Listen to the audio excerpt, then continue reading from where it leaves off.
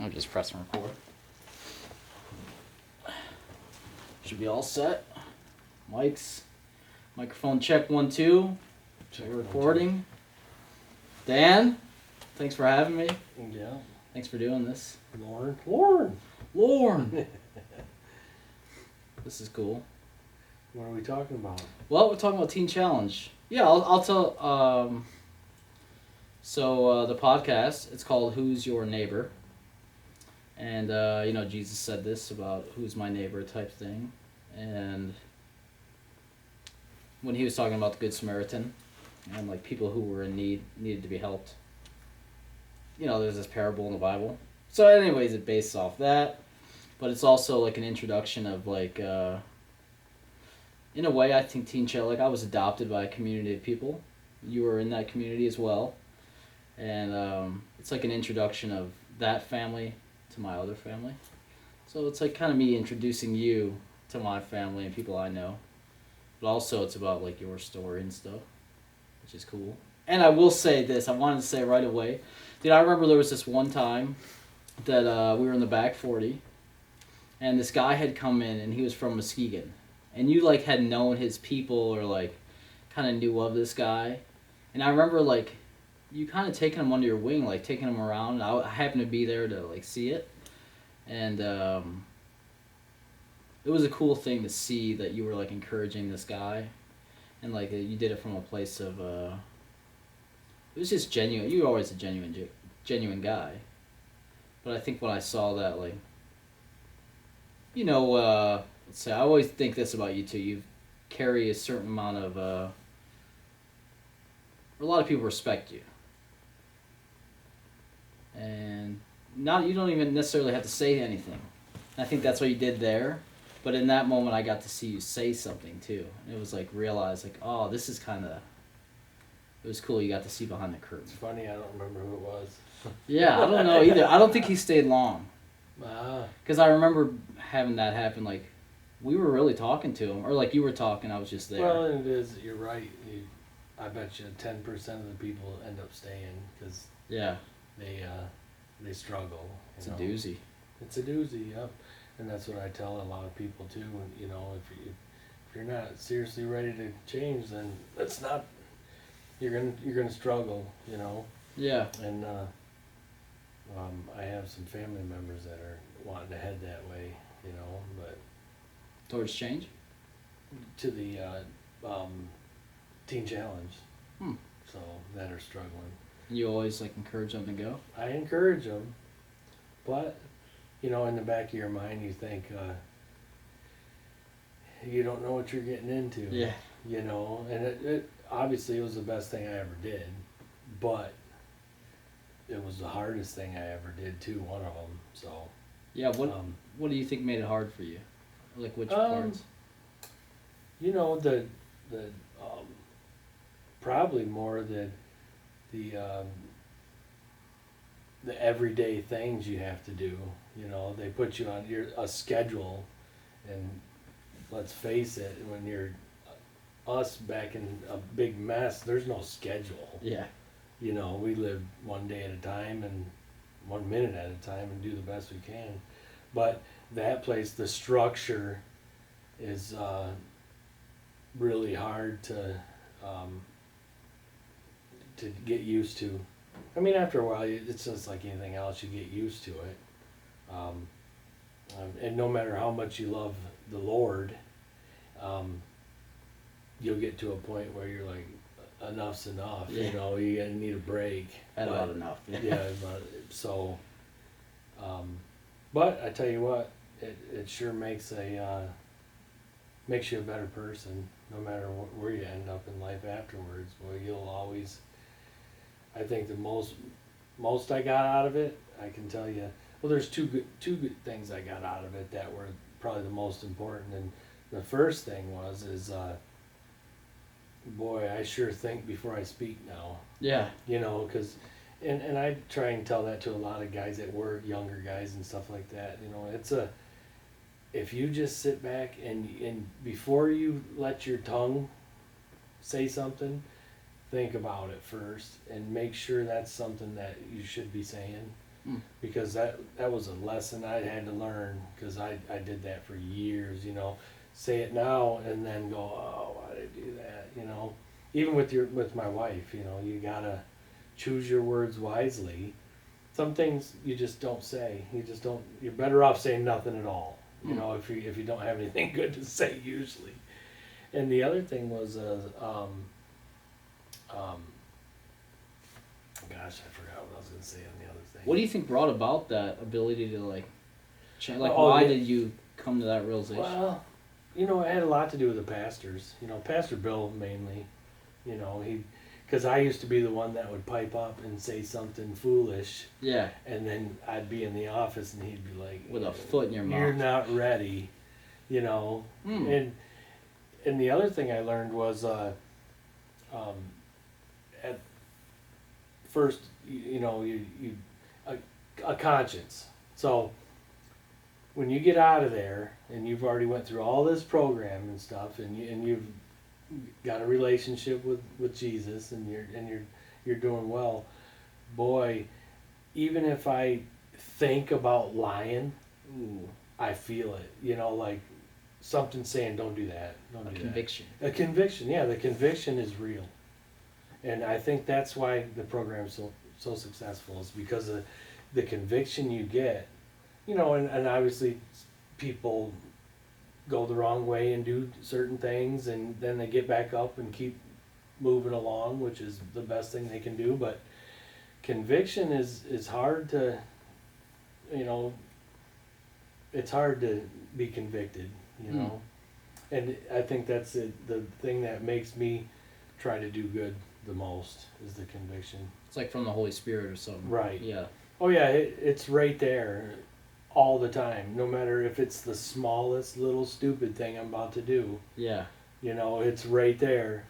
And the lying, I mean, I don't even barely think about lying, and it's don't do that. Yeah. You know, Seems not to like say an I easy- never tell a little white lie or anything like that, because we all do it sometimes. You know, not trying to, but I'll get the conviction right away. You know, I try not to lie to my wife or any of that stuff, but You didn't always have that. no. Yeah. Oh no, I could lie fluently. I was really good at it, you know. Just because it helped you with survival, or Yeah. like, why do you think? Well, yeah, I think so. On the spot, well, you could ask me anything, and it would roll right out. We'll find something. Yeah, it just comes to me, you know. Yeah.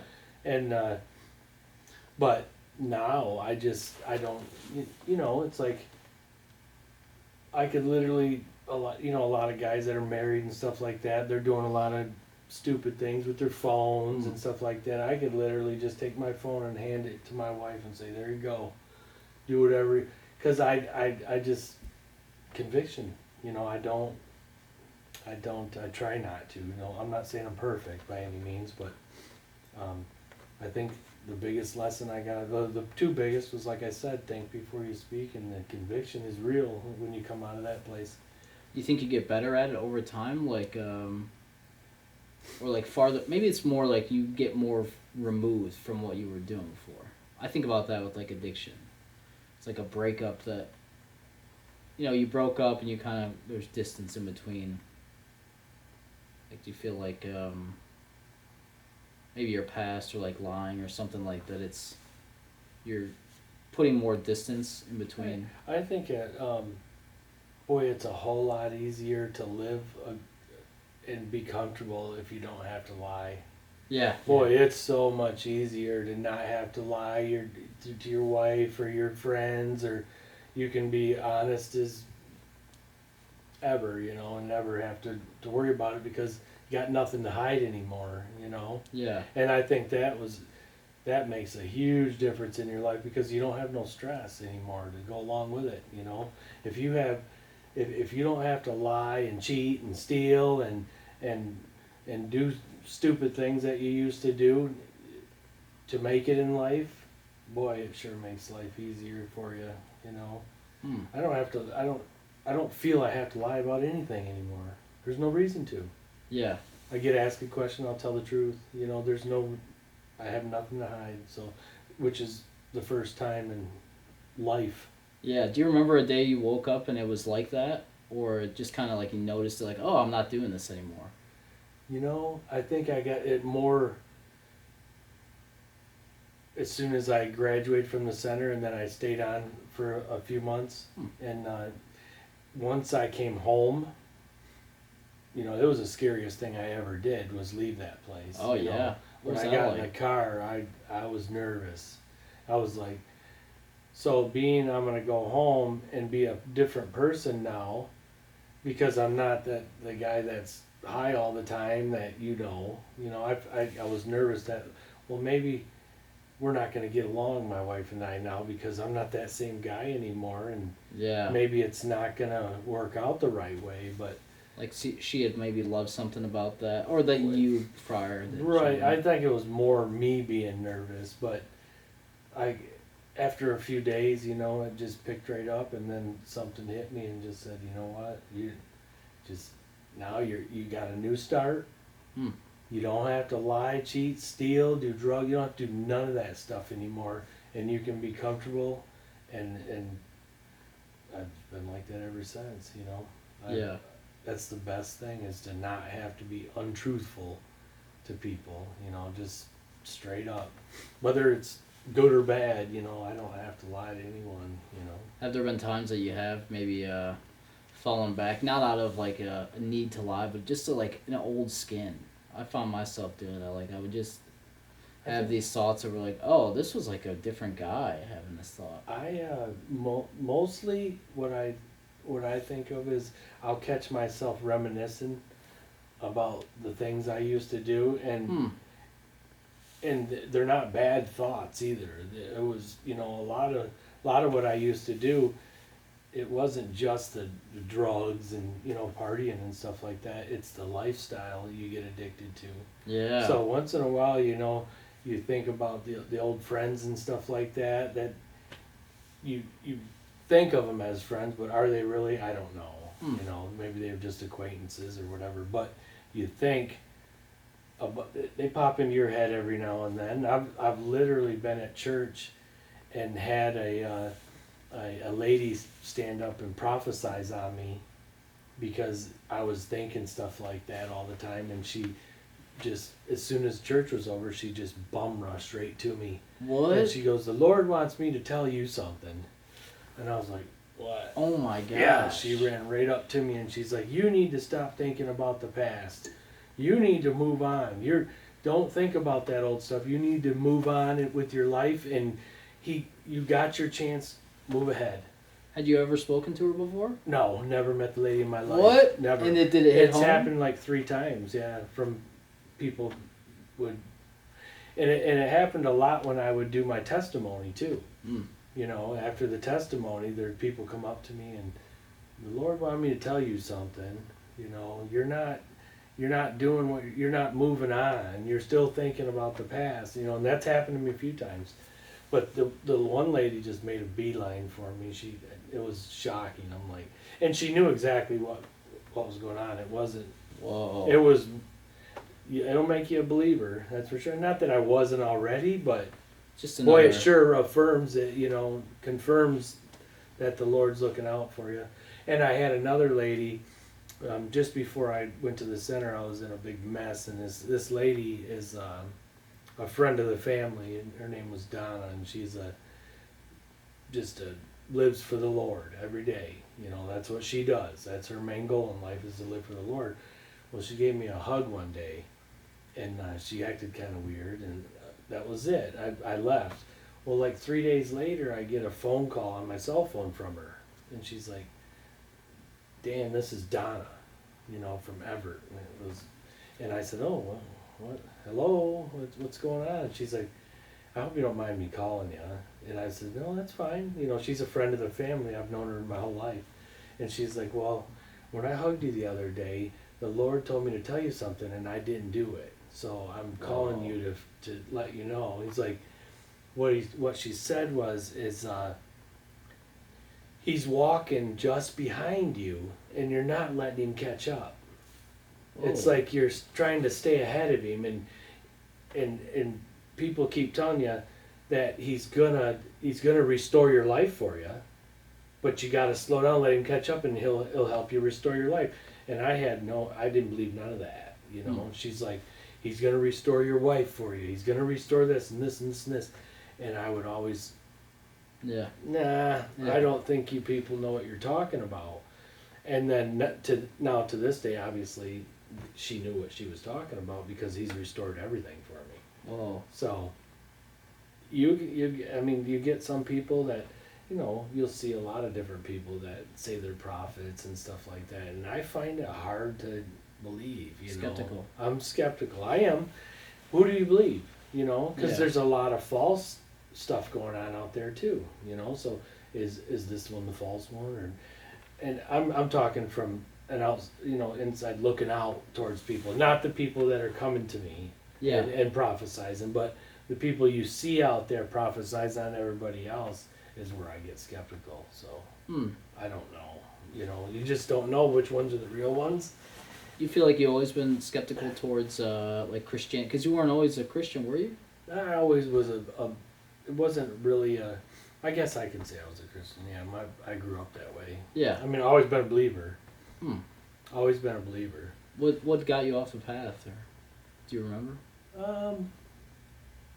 You start getting in your mess and doing the drugs and stuff. You push that stuff out of your head because all that does is make you feel guilty. Yeah. So you got to get rid of that and push it all down, and That's true. don't worry about that. And that's probably more why that I did that. How did you find out about TC?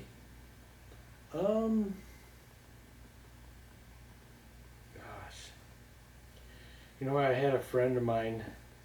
I found out about when I was in Newaygo County Jail. So there was another friend of mine that had an addiction, and she got like a year in the county or something. Then she just disappeared. What the heck happened to her? Yeah. And she just disappeared and headed over to, and I guess Teen Challenge picked her up, and she went and she went to the program and stuff like that. So I started thinking, and Craig Jarda. Oh yeah. Yeah, I hung out with, me and Craig were in a mess together. I gotta talk to him. Yeah, we were in a mess together. So. For years? Like, how'd you meet him? Oh yeah, I've known him for a lot of years.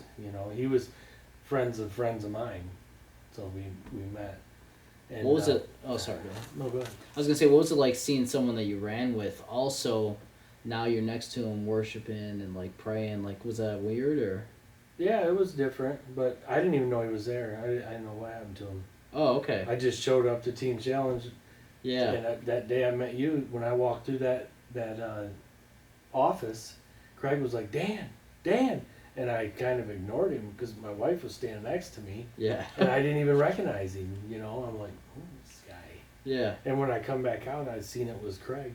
Did he look better because of? Yeah, I think he would look more healthy, so I didn't recognize him. Yeah. Because we were, let's face it, we weren't looking our best, back then. But I was shocked to see him there. But he didn't last very much longer. He had already graduated and was getting ready to roll out. So, and then I guess he might have been there a month after I got there, and then he left the center. Yeah. Because he had been on staff. And yeah, he was helping out. Yep. I still remember the first day you got there. Because I had just started a new job doing the intake thing. Yeah. And then I think someone else had already worked with you. And so I wasn't really ready for you. Yeah, and RJ's the one that brought me in, yeah. Yeah. See, RJ come over to the Muskegon County Jail to see me. Yeah. Yeah, and then I would go to his classes over there. And my wife had been emailing with RJ for 11 months. Wow. While I was sitting in jail waiting to be released. And I did 4 months in Eaton County and then 7 months in Muskegon County altogether because they were programs I had to go through. And my wife had been talking to RJ through email, giving him, updates on where I'm at, how much I got time left, and letting him know the day that I get out of Eaton County I went to a program there. Yeah. That'd be the day I'd show up at Teen Challenge, and you just happen to be the new intake guy, and you got the I was green He was as like the gills. a deer like, in the yeah, headlights. I really was. What do I do? And my wife started freaking out. Well, he ain't coming home with me. Oh. Yeah, she's like, well, if you guys don't have it, yeah, he's not coming with me. So Yeah. RJ showed up, and he's like, oh yeah, I got him right here, and then we went through the process. But when I got there, it's way better than jail, you know. So. Were you It was- excited to be there, or Yeah, just, I think so. Okay. Yeah. Once I got to know the guys, Yeah. you get to you get 4 or 5 buddies, and yeah, I had it started to turn out nice. But when I got there was a lot of guys, how many guys? almost 60. There was Woo! like 58. Different. Yeah, Who was your big 55 brother? or 58. It was the gosh, what's his name? He got removed. Oh, did he? Yeah, I don't. You know him? He was the like Korean and Chinese. Yeah, I know who you're talking about. Yeah. Rusty, maybe Rusty. Rusty. Yeah. Yep, it was Rusty. He was a good guy. Yeah, it's wild to see that there were people removed. I haven't talked. No one. It hasn't come up yet, but sometimes people have. They had to be removed, I guess. Well, I mean, It's kind of like you said before. They weren't ready. They weren't ready. No, not when you're searching their stuff and you find a 6-pack of pop and Yeah. cash and Cold hard yeah, cash. $50 bills. Dude, one time there was like this thing they had donut, like Tupperware up in there. Like the whole dorm had snuck donuts. Oh yeah, there was I don't remember who that was. That was in our dorm too, dorm 4. Yeah. I don't know who brought that up there. It wasn't us, but we all went down for it. Man, it's funny how there would be like something that would happen, and there would be like these conspiracies, or just kind of like you'd kind of hear about it through. It was like high school, honestly. Right. That's wild. I had a good time though. With the guys and stuff. You get to a point where you get comfortable with it. Yeah. That's the thing I still hang on to is like everyone and. Yeah. Dude, Dan, I remember you gave your testimony at a banquet. It might have been the Christmas banquet, and it was like this giant room, tables everywhere. Yeah, that was stage. Yeah. And then you were up there, dude, looking like a pastor. I remember someone saying that, or like, you just gave a great testimony, and it seemed like you knew what you were doing too. Craig Jarda and Judas. Was it Judah? Judah, I'm sorry to call him Judas. Holy crap. But Judas. But Judah, yeah, he was there, and there was a bunch of people there. That was like one of the first I was only there for 4 months when I did that testimony. What? Yeah, and Pastor Bill Game put me up there. I was on the choir too, so I just stepped down from the choir. But there was a couple 300, 400 people there. What was that like when you share your testimony? You know what? When you first start talking, it gets, once you get a flow, it's like the Holy Spirit will just help you out, and then it just flows right out. Then the next thing you know, you got RJ way in the back going, wrap it up. I remember when I graduated, he's in the back row at the center. Yeah. And I'm talking, it's been like 9 minutes, and he's like, yeah. he starts laughing. Because I could go on for hours and hours and hours.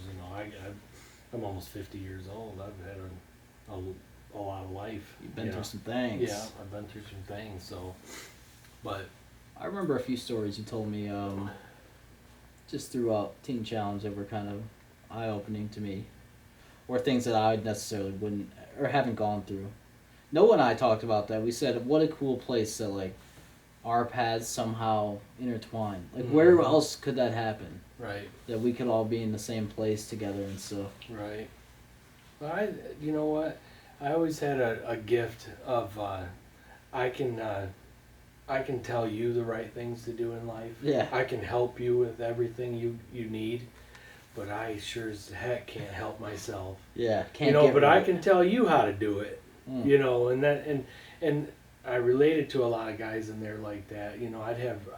I thought I had really good influence on them, but in my heart wasn't pure again for myself though, because as soon as I would tell you, this is what you need to do, and you need, and pray a lot, and I tell these guys that, and then I think to myself, boy, you need to follow your own. Yeah. Like I'm getting slapped upside the head by the Lord, and He's saying, you need to follow your own. Is that for them or you? Yeah. Because you're not doing what you're telling them to do, but then again, it still helped them. It still helped some of them guys, and they sure needed it. I think it helps us too. Like, that's how I know, like, when I was going through something, it seemed like I would be confronted with someone else's problem that was going through a similar thing. Mm-hmm. And, like, by helping them, it was like I almost had the ingredients to, listen to myself. But Right. I said this, that, like, our walk in Christianity is like learning dance from a paraplegic.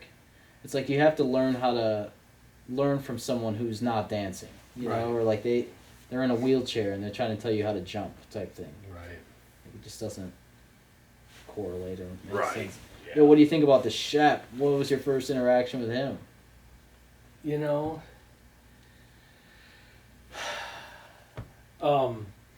There was a couple interactions with him. I mean, I love the guy to death. But we kind of bumped heads a little bit here Oh, and there. okay. Certain people you relate to, and some you just don't. I think he's a great pastor and a great man. Yeah. I believe he's 100% real in God, but I related to others more. Other pastors like Pastor Bill and Pastor Dave. I got a relationship with them, and Pastor Sam was, it was hard to relate to in some certain circumstances. It wasn't. And I know there's other guys that felt the same way about other pastors. It's like you go to a church, and if you don't like what the pastor's preaching, you're probably not going to go back. Yeah. Not that I didn't like what he was preaching. I'm just using it as an example. You got to be comfortable with where you're at and where you're going, and it's got to be something you agree with. You're not going to go to some church you go to the Church of Christ and you're going to go sit in a Catholic church. It's not going to be for you, because that's not your beliefs. So it's hard to find.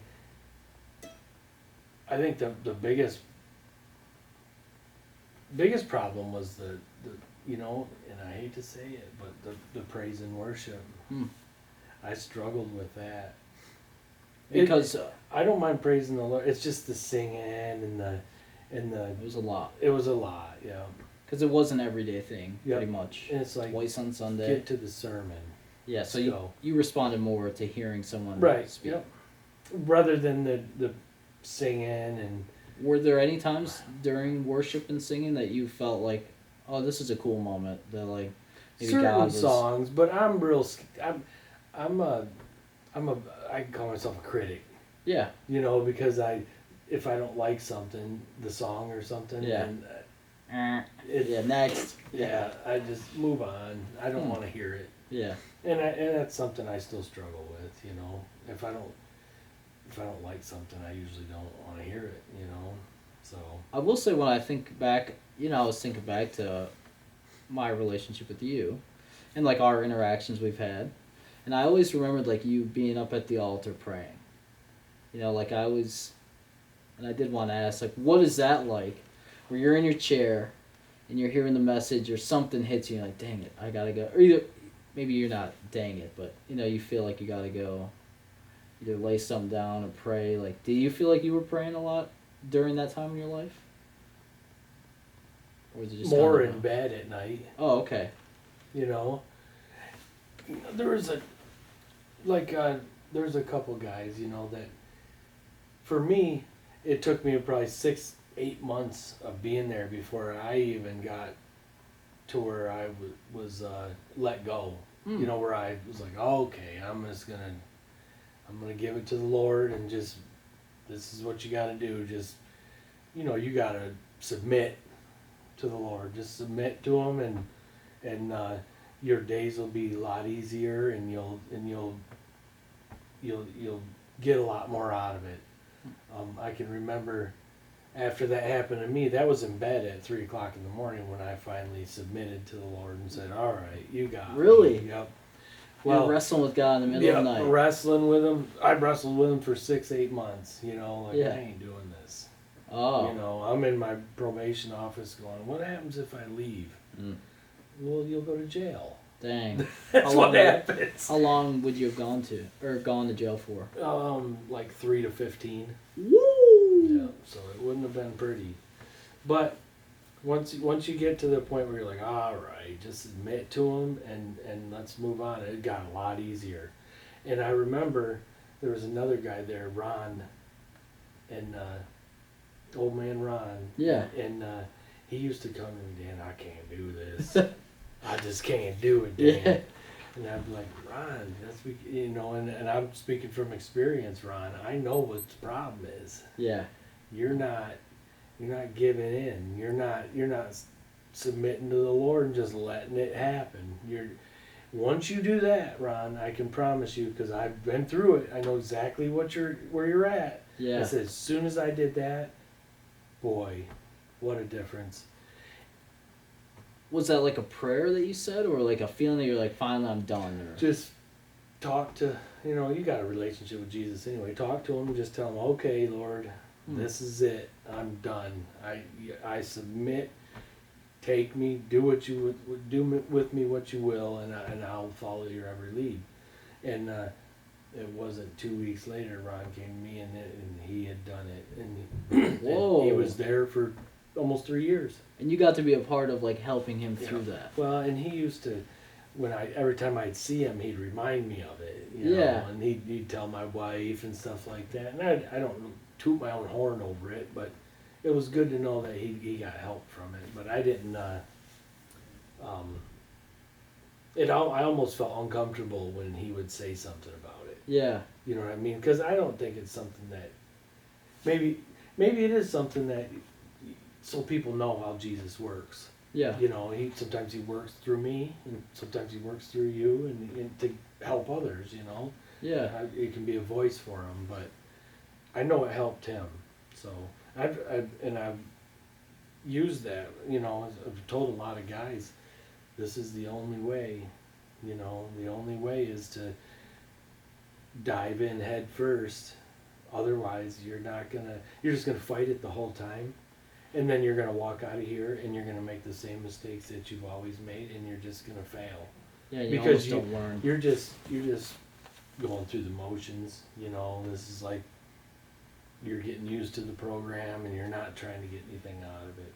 Yeah. If you don't submit, you're not going to get what you should out of it. It's wild you can go through the same experiences, and if your heart's not in the right place, like you won't get what you're supposed to. Amen. You won't. Mm. I remember you helped me, or you were very encouraging to me one time.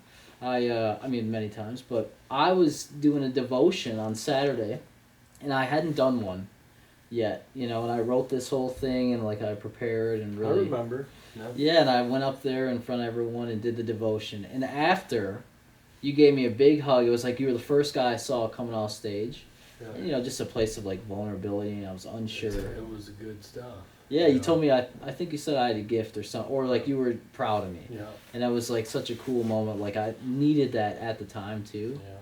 And like maybe that's another thing, like with the Ron situation. Yeah. Like we don't really know what someone needs to hear and when. Right. But I do hear, it's funny because a lot of people don't know how to listen to God or anything like that, but boy, there's something in the back of your mind, and there's a conscience, I call it, but to me it's most of the time it's the Lord talking to you. When you hear things like that, he's telling you to do something. Like, it's funny because he'll tell me to do something for somebody, like talk to somebody.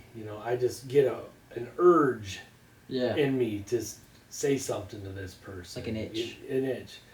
And then there's an urge to say something stupid to people too. Like that's coming probably from the Satan. Yeah. Like I struggle with people that are different.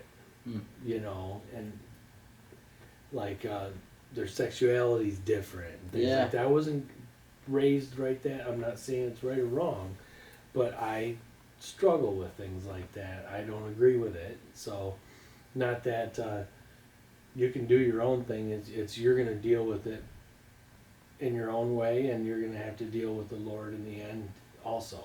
So it's not my place to say you're right or wrong, but there's certain things that I have to stop myself.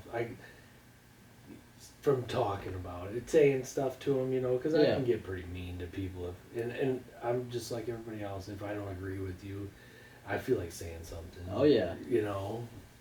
If I think you're wrong, I can tell you on certain things. If I know it's in the Bible that way, and Jesus said this is what it is, and I see people doing the opposite, I used to, like, I'm just Mr. Goody Two Shoes and Yeah. things like that. But now, I just let it roll off. I don't even say anything. I try not to, because everybody's got opinions, and Yeah. I see a lot of things nowadays that I really want to pipe up about, but Yeah. I don't, because what good's it gonna do? It's just gonna start an argument. It's just like at work, I'm surrounded by conservatives and liberals, Mm-hmm.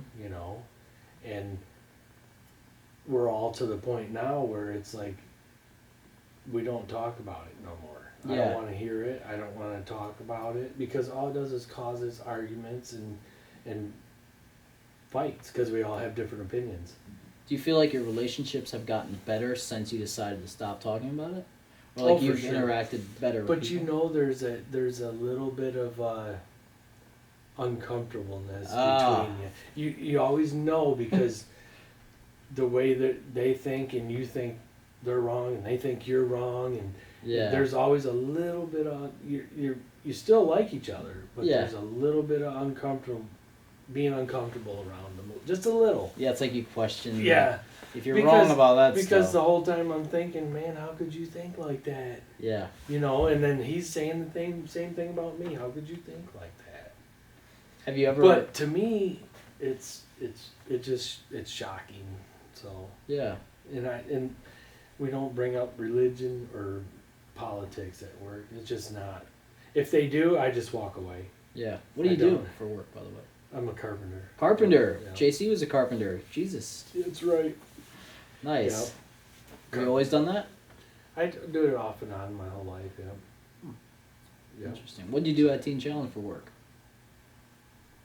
Just yell at people. You were in the kitchen though, Yeah, weren't I you? was in You were in the kitchen. kitchen, and then you were Yeah. junior staff or whatever they call it, Yeah. or in the blue.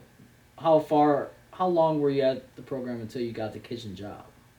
'Cause that's like a sought after thing, I think. Oh yeah, and I think it was like 4 months, 5 months. 5 months. Yeah, Dang. 4 months or 5 months. And then I was the kitchen leader, crew leader, and then junior, and then I went right from junior straight to graduating, Yeah. because they graduated me early. Ooh, that was nice. Well, because they needed me. Yeah. We were to the point where they didn't have any crew leaders at night, and Seems like Or- that's always going on. yeah. Like a shortage of staff. or Well, something. and you know what? In their defense, you can't just put anybody in charge, Yeah. because they can really Mess some stuff mess up. some stuff up, and they can act like, they get to where they're A power dynamic. power trip, yeah. And Yeah. I've seen a few guys do it. I've actually I've seen a few guys get removed because of it. Yeah. Like, put right out of there. There's a few. Because of overstepping. Well, and acting like a fool. You're talking to other staff sideways, and you're being rude to everybody, and that's no place like that. It's not a place for that. Sometimes I do think like that power did help me kind of grow. Like not power in the sense of like corrupt power, but like Right. responsibility in a way helped me like develop in this thing. Right. And you know what?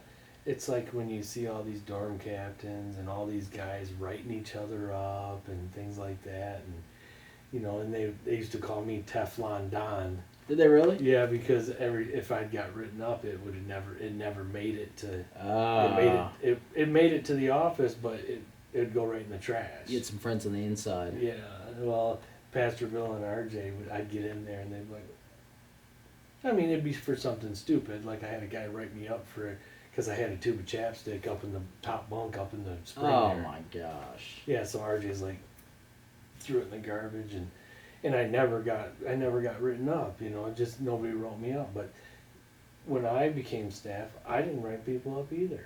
Right. You know, I didn't do that. I just came up to them and I had the conversation. You know, just you don't have to write them up. It kind of hurts your heart and your feelings when someone writes you up. You know, for some reason it's like a blow to you. Like you just want to throw down because somebody wrote you up. Yeah, like where do you get off writing me up? But it never made it anywhere when they got to the office, and everybody's like, "No, you no sense in writing him out because they don't do nothing to him anyway. He never gets any punishment for it." People were hating. They were mad. They were hating, you know. But it was little stupid stuff. What are you gonna do? I'm, you know, almost. What was I? Gosh, I can't remember. 44 years old. You know? I kind of when I was saying in the beginning that I always felt like you had the respect of everyone else's. In a way, I felt like, you know, there was like this hierarchy or like just a structure of like power. You know, like this guy does this thing. I always kind of felt like you were outside of that for some reason, and like maybe it was never getting in trouble or like just always felt like I don't know until I led the riot. Oh yeah, so what happened? You led a coup, a military coup. Military coup in there. Because what? What happened? Oh, I think it had something to do with Jason or something, you know. He had, was it him? It was something, maybe it was during COVID, you know, where we all stood up and everybody marched to the office. Because things got rough for me. I was leading the pack, you know, Yeah. and then I knew it once I did it, I'm like, oh man, because I could, you know, you could get these guys to follow you know, really easily because you could. Right, I could, yeah. I could get them. Not everyone. Right, but it wasn't that difficult because I've always, I guess, I always had that mentality where I like to take charge and do things, you know, and be, it's like if I want anything done, I gotta do it myself. Yeah. And I don't know if it's right or wrong, but that's how I've always been, so. But it wasn't hard to get them all to, you know, it took literally 30 seconds and they all were up and ready. Yeah. We were grabbing. Revolt. Yeah. And I got in the office and I was just like, what are you doing, man? He goes, you just led a militia to the office. A very angry man, dude. I was like, I know, I'm sorry. And then I didn't get in any trouble for that either. And they were like, what? But yeah, all the other guys got, yeah, and they all got all days and stuff like that. And I'm like, I'm sorry. It wasn't intentional to, and it just, you get to a point where you're just like, gosh, man. Yeah. You know, it's like one thing after another. It was tough times back then, though, during that. Yeah, because you're already confined there. Yeah. And then you're wearing masks, you're like 6 foot, and they take it as serious as possible because they're trying to obey all the in their rules. defense, they didn't know any better. Yeah. Now, today, we find out that A little silly. it was all silly. Yeah. You know, it was all silly. Would you say that was the hardest part of the program? Was the COVID period, or was there anything that was... Not really. I think, I don't know. different hard. It's not like a... Yeah. You know, you've probably been through some things in your life. Right, but that, I didn't think it was tough. I think the chapel is tough, Yeah. you know, because you're 6 days a week and twice on Sunday, you know.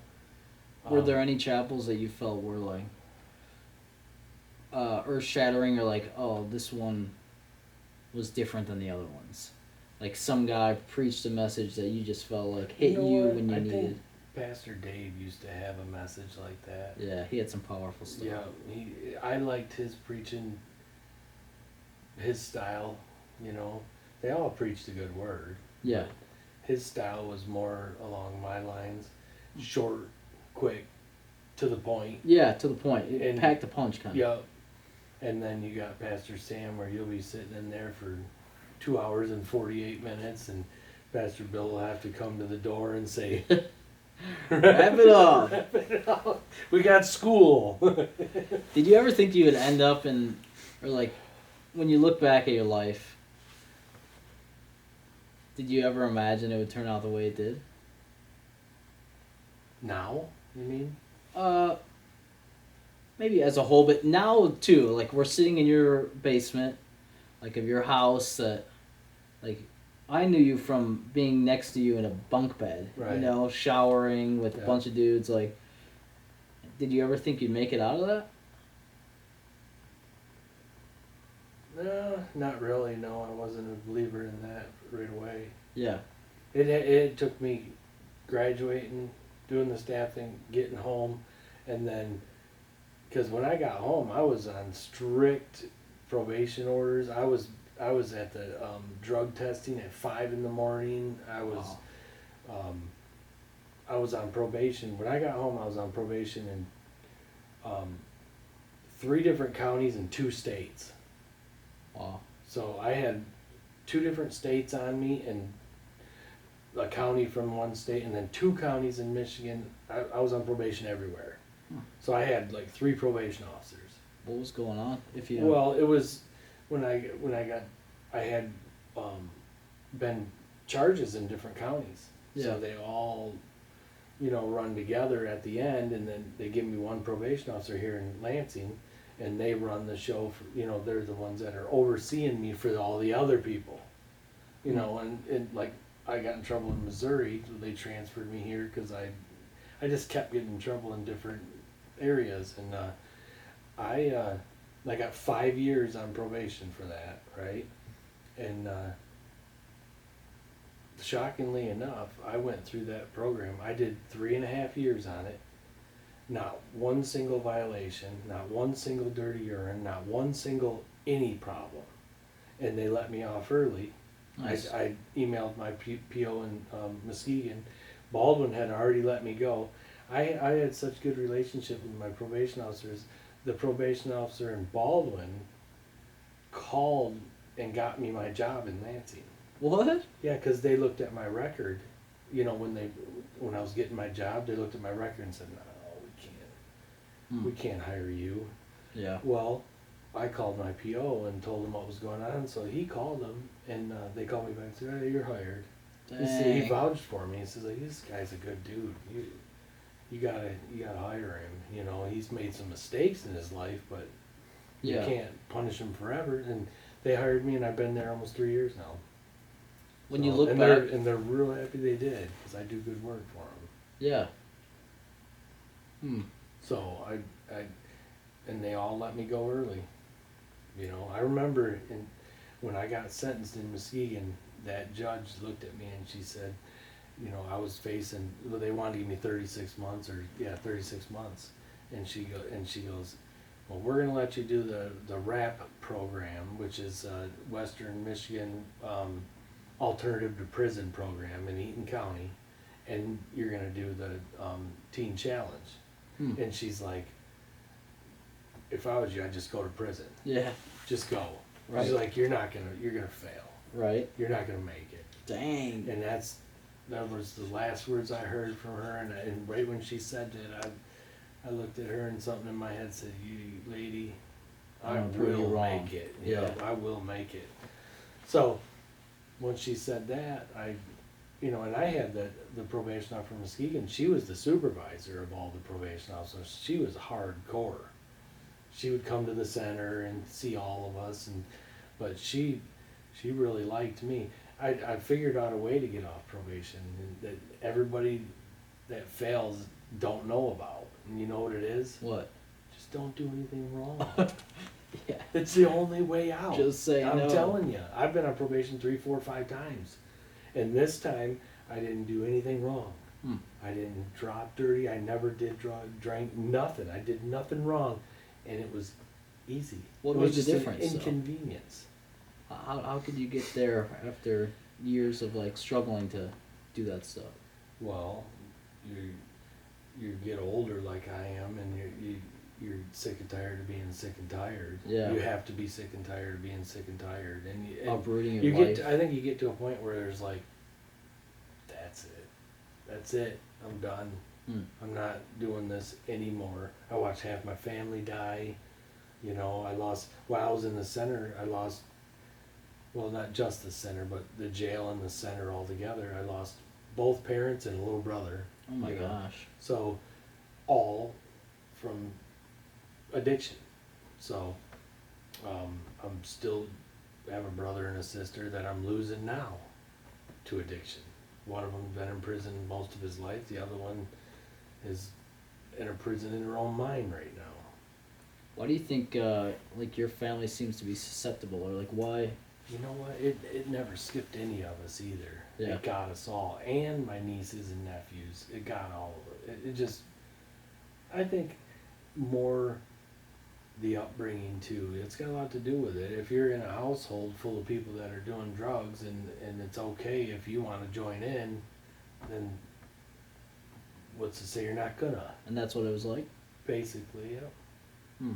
Yeah, there was no structure, and there was no don't do that, don't do this. I mean, we did what we wanted to do. Early on, hard drugs. Early on, yeah. Yeah, real early on. When was the first time in your life you thought this could be a problem? Like this could turn into something bad? I never did. Really? Even like getting arrested and... Well, that was recently. Oh, okay. Yeah, just But like the growing up. past 6, 7 years. Hmm. But before that, man, I was pretty good at hiding it. Yeah. And I always had the money, I could afford it. Yeah, so... It's when you can't afford it no more and you still gotta have it, that's when the problems start. Yeah. Because now, how you gonna get it? Well, you're gonna have to do shady stuff to get it. Which lands you in jail, Do you think about some of the shady things that you've like been a part of? Like, how do you look back on that stuff now? That's horrible, Like stealing from people when I was in my mess. I feel horrible because I'm not a thief. It bothers me that I did that. But you know what made me feel better? And this might sound weird to most people, but when the judge said, you got this much thousands of dollars that you owe in restitution to pay these people back for their stuff, and I paid them back happily. It was a relief. Yep. The guy, a lot of them made double whammy on me. Heck, they turned it in on their homeowner's insurance, got the money, and then got it from me too. Turning a profit. Yeah. So in Nuevo County, I had $11,000 I owed for restitution. What was the crime? Oh, Or do you remember just what you took or something? stealing out of cars and breaking in people's pole barns and never going to nobody's house. I never would do that. I didn't have the... Then I figured if you go in somebody's house, you're crossing the line of... I think them people... If somebody breaks in your house and steals your stuff, you could literally ruin somebody for their entire life. You could scare them to death where they will never trust. Yeah. They just you could ruin somebody. Every creak they hear, some guy. They could be. They just never. Some of them never come back from that. So it's just. I drew the line. I don't do that. I wouldn't do that. And thought I was justifying it by doing just the little shady stuff, But Yeah. when I owed that money to Nuevo, when I sold a house and I just wrote a check for $11,000 and I smiled all the way out of there. Did you really? Yeah. Because I knew over. And I knew them people were gonna get paid back for what I took from them. Yeah. Because they didn't deserve that. I stole a lot of stuff. Do you feel like you've forgiven yourself, or like has God helped you with that? Because I know, like I think of addiction as survival, and I didn't mean anything by the things I did. It was just me trying to like breathe or like. Right. Yeah, I forgive myself because you have to, obviously, Yeah. but I still know in the back of my mind I was wrong and shady. I shouldn't have done that, but I know I wouldn't go back to that route again. I know if I had to, if it came down to that, like apocalypse or something like that, Hmm. you do what you got to do to survive, but hopefully it doesn't come to that. What was your drug of choice, or like what was your go-to? You know what? It started off with pills. It's always been pills. Yeah. Same. Pills, and then when the pills got so expensive and the doctors quit giving them to you, then it's cheaper to go to the heroin. Yeah. A lot cheaper. So then you go to that. Then you start adding stuff into that. So I think it was more anything I can get my hands on, really. Yeah. Alcohol, I never, I drank for years, but it doesn't entice me anymore. No, once you get to that pills and drugs and all, that goes out, the alcohol goes out the window. Yeah. Yeah. It doesn't suffice. It's like a weak buzz. Yeah, it's like, we don't want that. Right. And then the drugs, I mean, gosh, you get to a point where it's no fun anymore either. You're just surviving. Not sick. You don't get that, what you used to get out of it. So, and then you're like, well, now this is my life until I get caught. Hmm. And then once you get caught, it's a relief for a minute. And then the only way I could ever quit, I couldn't go to rehab, I couldn't do none of that stuff. The only way I could ever quit was when I got arrested. And because then you got no choice. Yeah. You're done. You come to a conclusion immediately. That's it. Yeah. Hang on, here we go. Yeah, prepare for impact because it's about to be here heard. it comes. What was withdrawal like? Horrible. Yeah. Horrible. Yeah. Usually lasted. Well, it took me about 4 months to sleep through the night. Woo. Yeah. Yeah. Was there a point when your wife or your family started seeing change in you that they thought, oh, this is genuine, this is cool, like Dan's different In now? the teen challenge. Yeah. About 4 months in. Yep. Really? Yeah. What was that like to see? I know we put our family through, or I put my family through so much that when like that first inkling of like someone being proud of you is like almost like, whoa. Well, and you take it in, but in the back of your mind, you're like, I ain't that fixed yet. Yeah. Just hold on to your Ooh, horses. Yeah, you know your vulnerability. Yeah, you like you got to get to the root and figure out what's going on, because 4 months just ain't enough. And I see these people go to rehab for 90 days and 30 days, and I'm thinking, 2 weeks. you're not it's not happening. I'm telling you. I don't care what you think. Yeah. But you need, if you're into a mess like I was, you need at least a year, at least, to Clean. be put away and just,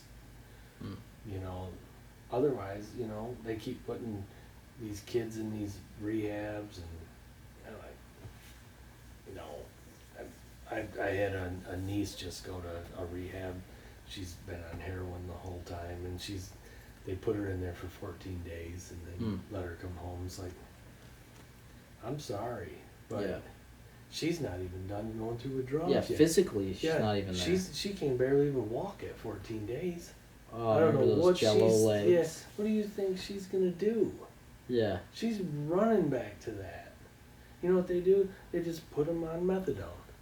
Here you go. And now they can legally test dirty. You know? It's what a weird thing too, because you have to go to this place every day now to get. It's like the same thing. You're just getting it from. And that's what they're doing to her. They're giving her synthetic heroin. That's all they're doing. I mean, she's been in prison twice.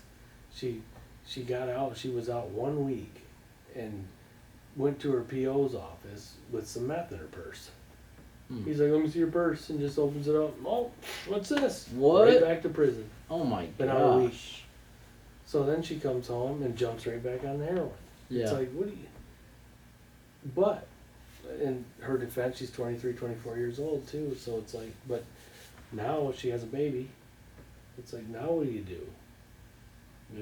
You'd think that'd be enough. Yeah. Oh, Not excuse me. though. Yeah, so you'd think that'd be enough, you know, to wake somebody up, but apparently not.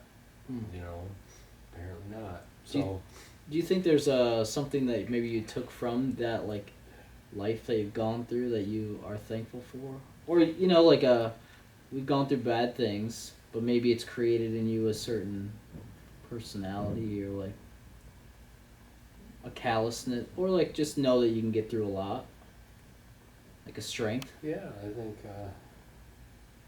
You've gone to hell and I back. got a way better willpower, Yeah. way better. You know, my willpower is amazing at this point, I think, you know, but there's other routes, you know, you can have a good willpower and just not do anything, but man, you can't put yourself in any situations either. Yeah. You know, not that I think I would fail, because like I said, I'm to the point where I'm sick and tired of being sick and tired. I'm not doing that no more. I think the sickness scares me that much. Yeah. So at When least you I have that see knowledge. somebody else going through it, I cringe, and I can't be around them. Yeah. Like, I remember when I was at the center, these guys would come in and they'd be withdrawn, and I can't even be near them. Yeah. They'll put me in it. You know, True. and I just, oh no, I don't want no part of that. That restlessness. Yeah, no, just that right there is huge to keep people away. To keep me away. Just, Yeah. no, I don't want no part of that. It's also the same thing that keeps you in when you're in it though. Yeah. Because you're like so scared of that withdrawal. Yeah. It feels like death. It's worse. Yeah, so that should be a good way to keep you away from it, so Yeah. you don't have to go through that again. Because let's face it, there's no fun. Yeah. That is no fun, and it's not any fun I want to deal with, and I refuse to. I won't do it. I won't go near any of that. Right. I don't even drink a beer, you know. I just, not that I couldn't, but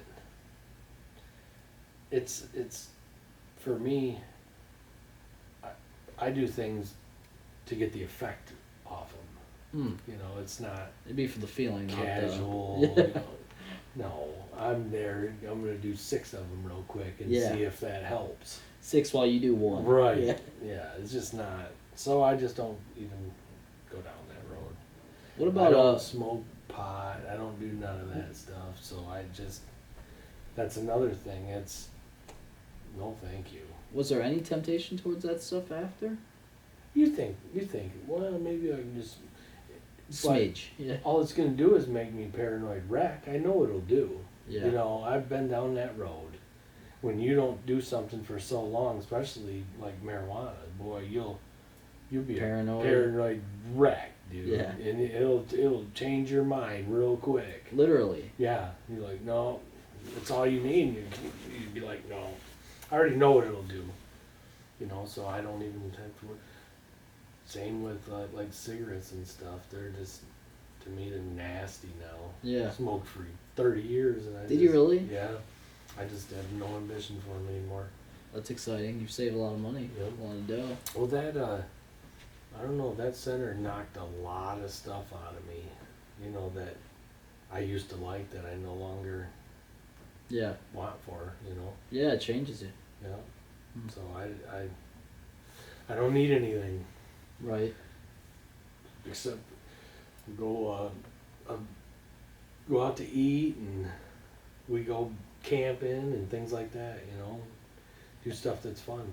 Have you gone to any banquets or any I rallies? usually go to the banquets. Do you? I haven't been this year, but last year I went to a Yeah, couple. I'd like to go. I think it'd be cool to all do something like that. Yeah, I don't know, I thought they had one in April, I can't remember. Hmm. I haven't got any letters saying when Me they neither. were. So I'm not sure what they got going on for banquets. Interesting. Yeah. Who were like the guys you ran closest with at TC? Like Brandon and Steve? Yeah, me or and something? Fonger, and of course you, RJ, Alex, Murray, Noah. I love Yeah. Noah. Anyone story you think would be interesting to talk to? I miss Ron. Yeah. I feel bad for him. I you think know. he's there now. Old man Ron? Yeah. He's back there? Yeah, back. Is he? Yeah, doing well. Yeah, I talked to Alex today. He said that. Old man's back, huh? Mhm. Is he resto? I think they're just about to make him staff again. Okay. So he might have Okay. gone through and. So done they that. usually only have to do like a month or so. Yeah, I did 2 months when I went back. Yeah. See, Travis lives around here too, you know. Does he? Yeah. I just messaged him. I'd like to find him. Yeah. I should have texted him. He could have came over. Be We cool. could have all sat down together. It'd be sick. I got to get another mic. Yeah. When I get So to- he lives with. See, my boss. One of my bosses, his sister's. I'm sorry, my boss's wife, right? Well, she has a brother, and Travis lives with him. Okay. So. By Owasso. Oh. Yeah. I have family from there. So he's doing pretty good. I mean, he does text me once in a while, and I'm usually pretty short with people. You know, Yeah. I have that. I've always been like that. I hate talking on the phone. You talked to me on the phone. Yeah, I once. know, but I don't talk too much Yeah. on the phone with a lot of people. I usually I try to. I just am lazy, I guess. I don't know. Yeah. I'm just not a big phone person. But I just like to. I stay to myself. I like to watch movies and eat and get fat. That's right. Yo, is there has it come up for you to share like what you've been through with the other people outside of Teen Challenge since, or like do you try to just kind of? Because I'm at a weird stage too. Like I go to this new church, and I just told someone yesterday or like maybe last week for the first time about like my past kind of. Yeah, That I see, was- I don't do that either. Yeah. See, I see all my friends on like Facebook and stuff, and they're like, how many days sober and stuff like that. And Yeah. I don't put Yeah. myself out there like that. I just don't do it. I don't know if it's right or wrong, but is it embarrassing for me? Everybody already knows Yeah. that I know on there. Already knows what I've done, but do I need to Make a thing of it. or air my dirty laundry out there? No. Yeah. I don't think I should. I don't think I need to. But you're also doing this, which is cool. Like you're letting your story be put out there and share what God did. in your Right. I life. just have a different philosophy on the social media stuff. Like Yeah. like I was telling you earlier, I see something I don't agree with, and I would like to say something, Yeah. but like I've learned, it's think before you speak. It's a big lesson in life. The evil tongue. The tongue can be the most evil thing there is. Yeah. You can hurt somebody really bad with your tongue. Just by your words. Yeah. So, and I've hurt enough people with it. I remember Mitchell. I used to hurt him all the time. Yeah. I feel bad, Ah. but I used to pick on him so bad because he was different. Yeah. And I didn't like different. Hmm. So I would, focus on him and be kind of mean to him and things like that. But I looked at him like, you're not changing this kid. You Yeah. can try all you want. Yeah. But that was my mentality. This kid, you can't fix that. Did you ever see any indication that it was being changed? I seen him trying to act like it was, but I already knew that was not what was happening. He you know what? I give him credit because do I think he realizes it was wrong? you know, that you're feeding off your flesh and you're doing things that you shouldn't be doing, you Yeah. know, and you know it's not right. Do I think he knew that? Yes. Yeah. Which that's half the battle. Somebody, you know, you get all the people like, well, they can't help it, and so, well, you know what? They may not be able to help the feelings they get, but gosh, they can sure help what they do about it. Yeah. You know what I mean? You can do something about it by not doing what your flesh is telling you to do. I mean, obviously, it's a tough road. fine line. Yeah. I get it. But is it right? No. We all know it's not right. Yeah. Is it? If as long as you, like I tell my wife, because we our differences are way different. She thinks differently than I do about the homosexual thing. Mm-hmm. You know, I'm old fashioned. I think it's wrong. She thinks they can't help it. They were born like that, and as long as they're happy. Mm. Okay.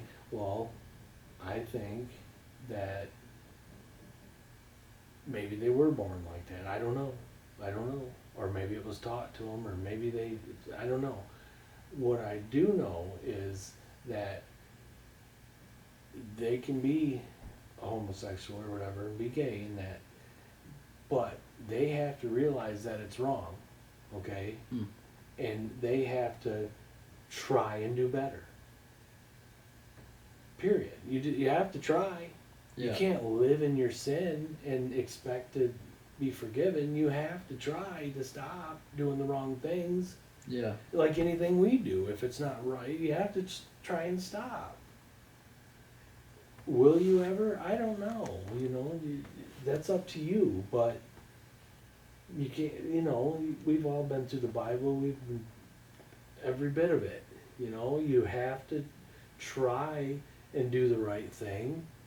Try to accomplish something with it. You know it's wrong. We all know it's wrong.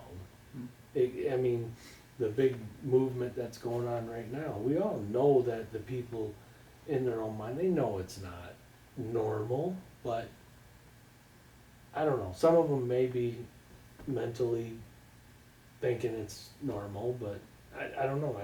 I'm not on that side, but all I know is it says it's not right, so try to do better. I think God honors our attempts to get right too. Exactly. You know, like He'll meet us.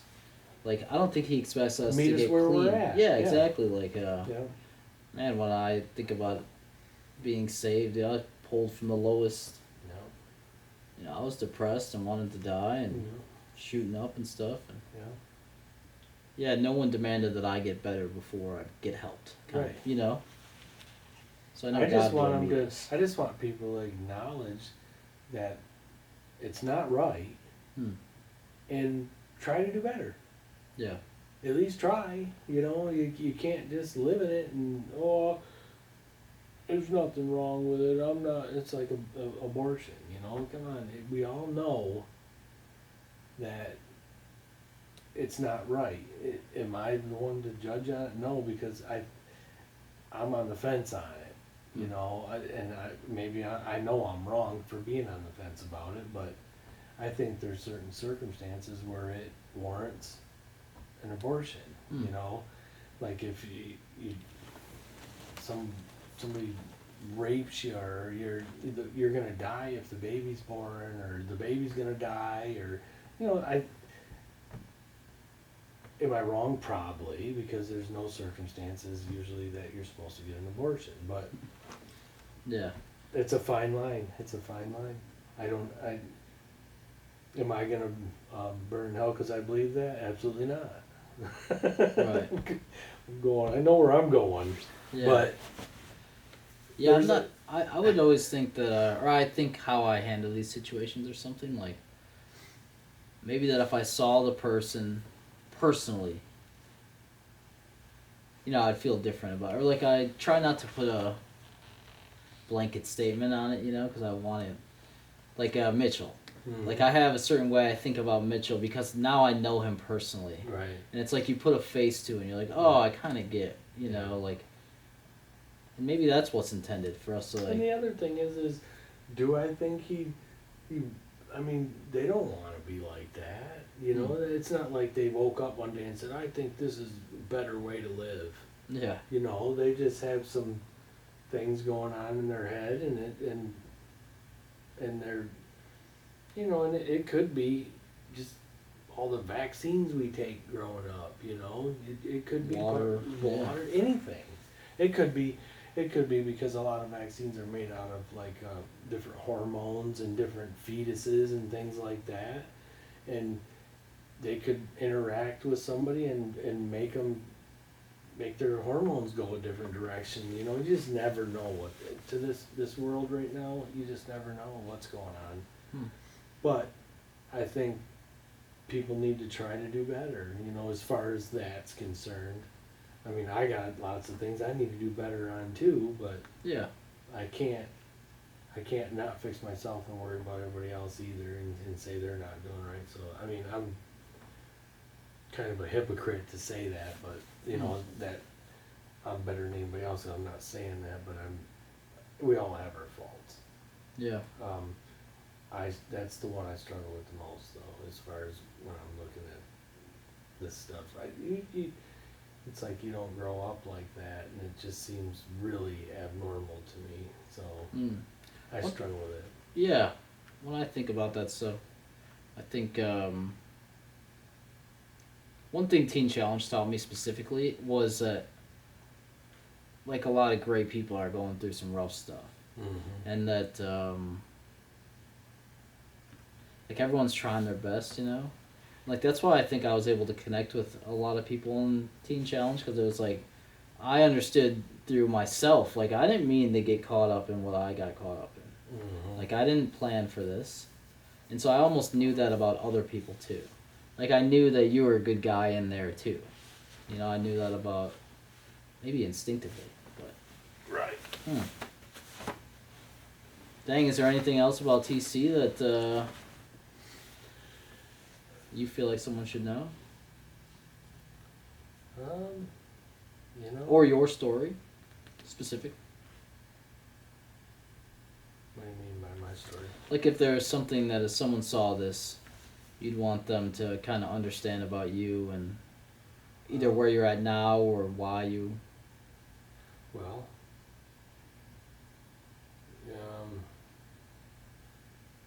I know going through Teen Challenge, you restore.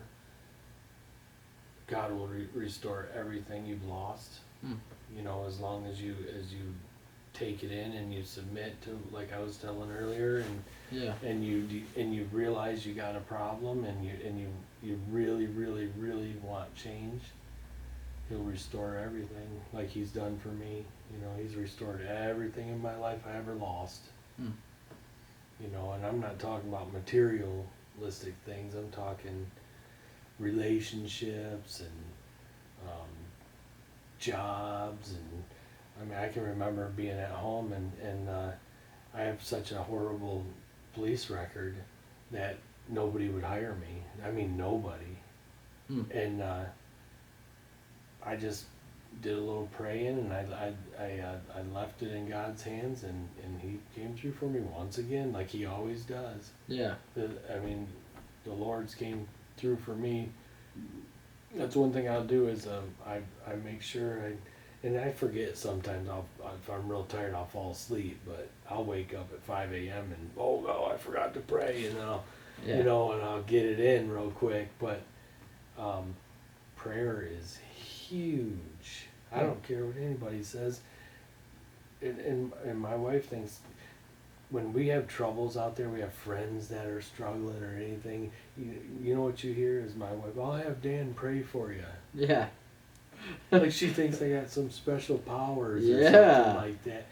But all it is I'm close with God, and that Whoa. he listens, you know, and it's weird because sometimes there'll be somebody that's struggling with something like on the verge of dying and stuff, and I'll get this feeling, and I'll be like, and I'll tell her, you know, I just get a feeling like God says, no, he's gonna be all right. And I'll tell her, it'll be fine, don't worry. Yeah. And they usually are, you know, so It's not that I'm some prophet or anything, but What a cool thing to be known for now is that Dan will pray for it. I'll pray for you. Whoa. So I pray for a lot of people. If they're struggling, I'll pray for them. I pretty much got the same prayer down packed every night that I pray for everything I need around me and my family and stuff like that. And then I make it a point to pray for all the teen challenges and all of my buddies and friends and family, and I try to get everybody in there. Yo, will you include me in your prayers coming up about, especially this too, because for sure. Yeah, that's what I've kind of been asking actually other people too, is like a commitment of prayer that. Oh, for sure. Because I just want to see I want to do what God wants me to do, and I want to share what He's done in my life, but I want a platform to be able to share other people's stuff. That was a cool thing. Dude, I got to see God change lives, and I still can't put a value or can't seem to share how exciting that's been. People that don't have a good relationship with God because they're on the fence and don't believe. I can tell you, there was a time we were in the chapel, and Pastor McLean was there. And we were all sitting in the first couple rows, me, Brandon, and everybody. And it was a Friday chapel, and there's this lady in there, right? And Pastor McLean had a sermon he was going to do, and he starts to talk, and he goes, "You know what?" He goes, "I can't do that. I had a sermon all worked out." He goes, "But I got a feeling somebody else needs me right now." Ooh.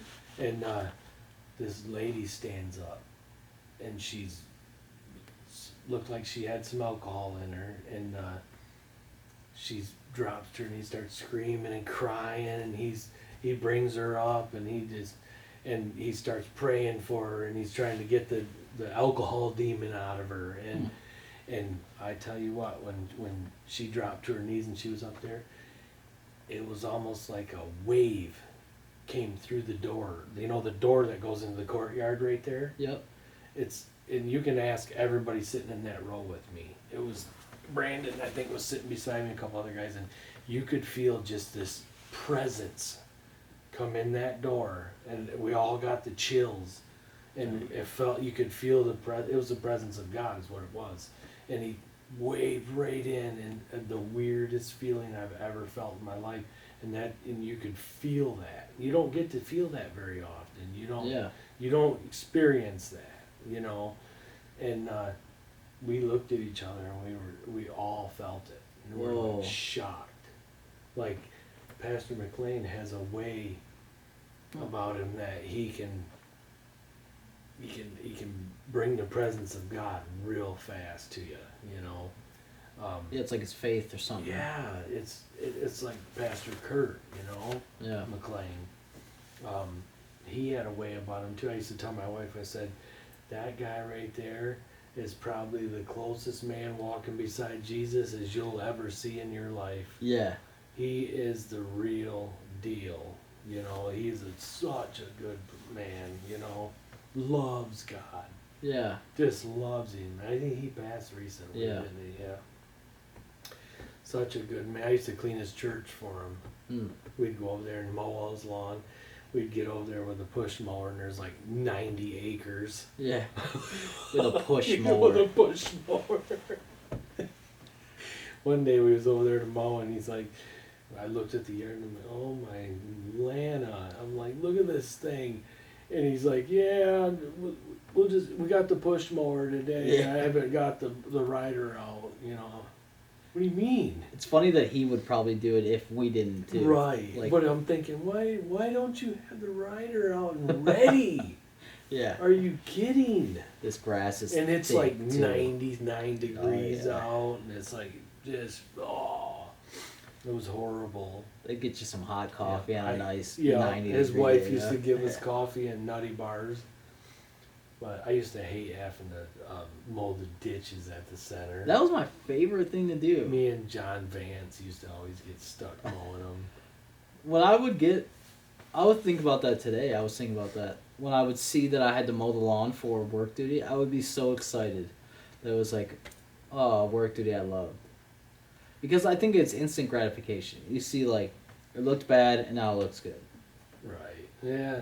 Maybe I not. guess you could say that, Yeah. but I hated it. John Vance, I'd like to get him on here too. He graduated, right? Yeah. No, he didn't. Oh. No, Oh yeah, he left like a week before. a couple weeks. Yeah. Hmm. He's in Texas. Is he really? Yep, he's marrying some girl out there, Wow. living in Texas. Yeah, I see him on Facebook all the time. It's cool to see guys, kind of keep, even if you don't keep in contact, just Right. kind of watch what they're doing or whatever. Yeah, I see Nate. Yeah. He's You just saw some exchange on Yeah. there. Yeah.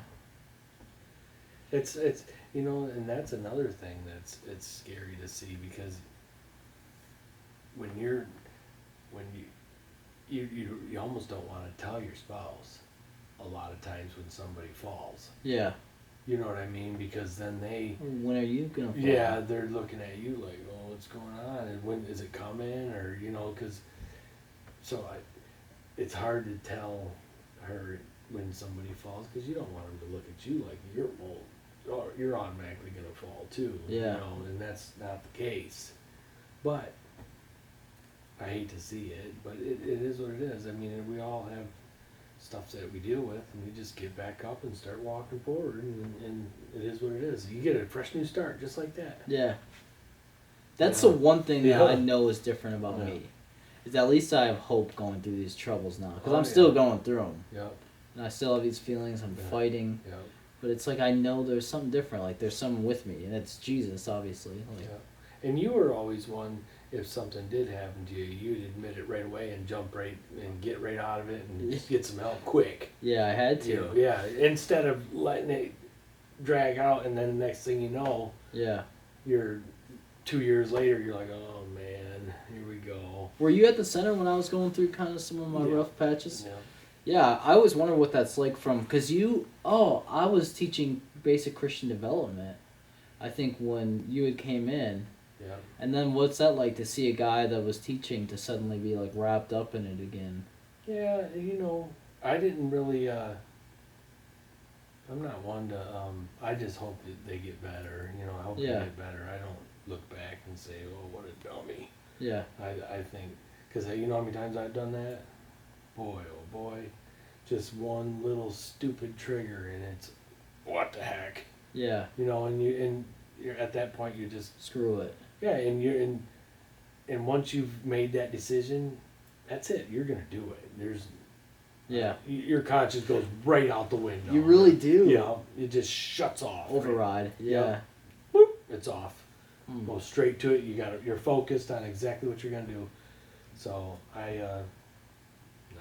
I will say this, that when I went through that, so I don't even know how it happened, dude. I had a dealer show up in Muskegon who was an old drug dealer of mine and like saw pictures of me, and I'm sure I was ready. I'd made the choice, or like, I don't know, I was going through a lot. But Mhm. anyways, I remember thinking like it's gonna be so hard to see these guys, like, even though I wasn't in it long, but the guys who I thought I'd feel embarrassed by or guilty to, it was the complete opposite. And I would Mhm. walk down the hall, dude, I had hugs. Yep. And like the people who I thought would judge me for this stuff were like doing the opposite. Right. And it like was like it was a cool moment to be like, I felt restored by my brothers, Yeah. by the people who had. Well, who are they to judge anybody? Yeah.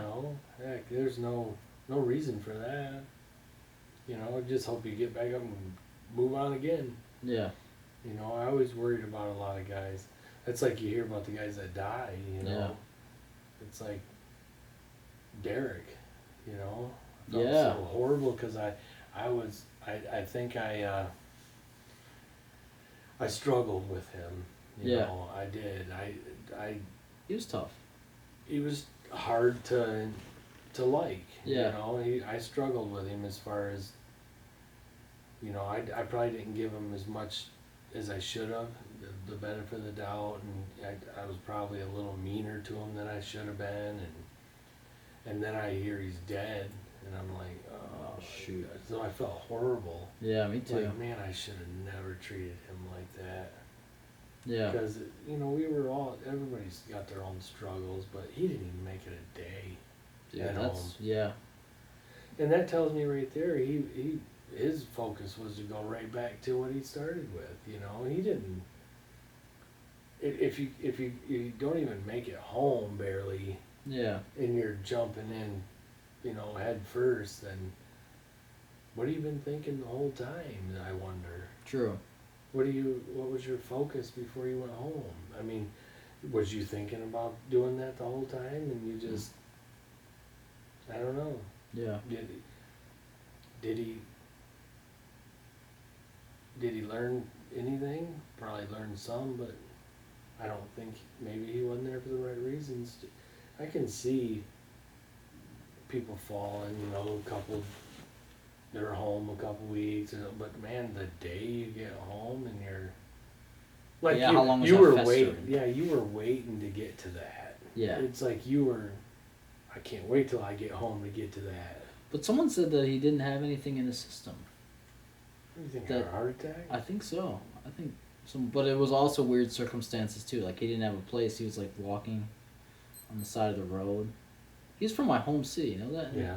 When he passed away, Milwaukee or whatever? Racine. It felt Racine. it felt real too. He was like, I had just left the center too, and I felt like I felt responsible too in a way. Yeah, What could I man. have said? What didn't I say? I felt horrible.